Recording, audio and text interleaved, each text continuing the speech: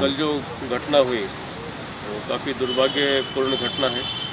त्योहारों के समय इस तरह की घटना होना अनुचित है, चाहे किसी भी समाज के किसी भी धर्म के लिए हो। त्योहार ये इंसानों की खुशी मनाने के लिए, बाँटने के लिए होता है और परंपरा के निर्वहन के लिए होता है। तो ऐसे समय सद्भाव और बंधुभाव और साथ ही अमन शांति का भी हमारे को ध्यान रखना होता है।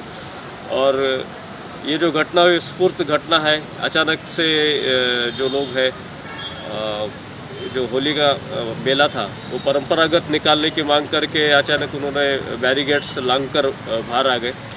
और ऐसी कल्पना किसी को भी नहीं थी कि ऐसा हो जाएगा और उसमें ये हुआ।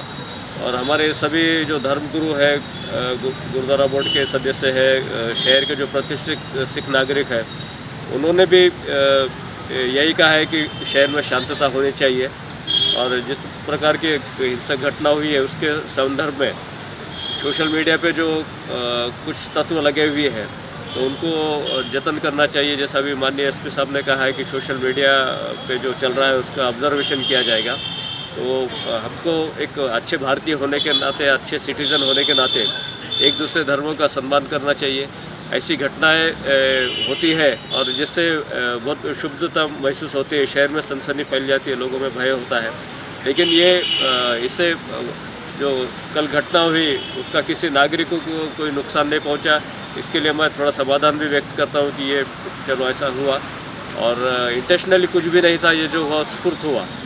और आगे जो है हमको शांतता किस प्रकार से प्रस्तापित करनी है उस विचार में सर्वधर्म के लोगों ने इसमें आकर शांतता स्थापित करनी चाहिए। ये समय किसी एक धर्म को टारगेट करने का या पुलिस प्रशासन को टारगेट करने का या राजनीतिक लोगों को टारगेट करने का नहीं है, क्योंकि आगे भी बहुत सारे त्यौहार हैं और हमको शांतता से मनाना है।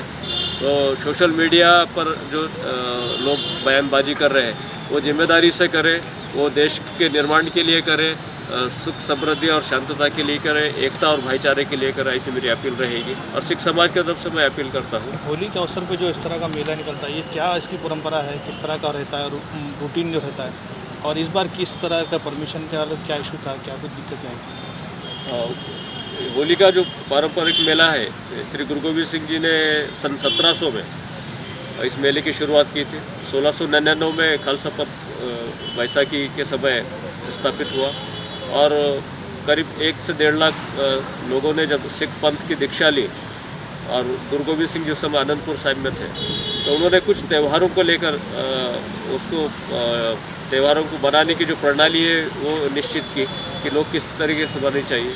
और उस समय ऐसा था कि होली का त्यौहार जब मनाते थे लोग, तो एक तो रंगों की कमी थी, पानी की बचत करने का एक मसला था, और दूसरा एक दूसरे को रंग लगाने के बहाने लोग कीचड़ वगैरह फेंकते थे और इससे सामाजिक कलह फैलता था।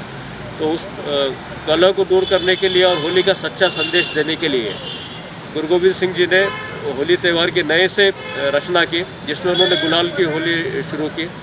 और गुरु गोविंद सिंह जी ने वही कहा कि जो धर्म ग्रंथों में जो होली का वर्णन आता है, जैसा होली का दहन होता है, भक्त प्रहलाद के समय नरसिंह अवतरण हुए और उन्होंने किस प्रकार से प्रहलाद का, ये सब धर्म ग्रंथों में सार है और गुरु गोविंद सिंह जी ने इस संदर्भ में लिखा हुआ है। तो उसी बात को लेकर गुरु गोविंद सिंह जी ने अपने सिख अन्य से कहा कि होली ऐसे मनाइए जिसमें सम्मान रखा जाए, एक दूसरे को गुलाल का टीका लगाइए। और उन्होंने खुद गुलाल बांटा था, उस समय रंगों की किल्लत थी, या उस समय ये भी संदेश हो सकता था कि अलग अलग रंग क्यों प्रयोग करें, एक ही रंग अगर करें तो समानता का प्रतीक हो, इसलिए भी गुलाल का हो सकता था। और इस प्रकार की होली आनंदपुर साहिब में शुरू हुई, जिसका प्रतीकात्मक होली का जो त्यौहार है नांदेड़ में मनाया जाता है।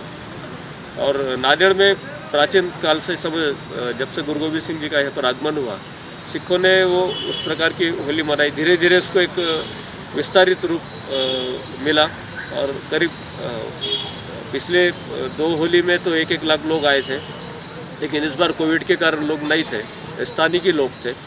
और जैसा कि पुलिस परमिशन के लिए अप्लाई की गई थी गुरुद्वारा बोर्ड की तरफ से, वो उनका टेक्निकल मामला है कि उसमें परमिशन के बारे में किस प्रकार से उन्होंने दिया, उसको रिलीज़ किया नहीं किया।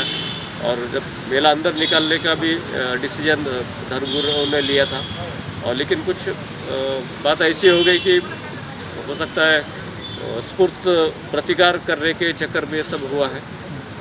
और दूसरा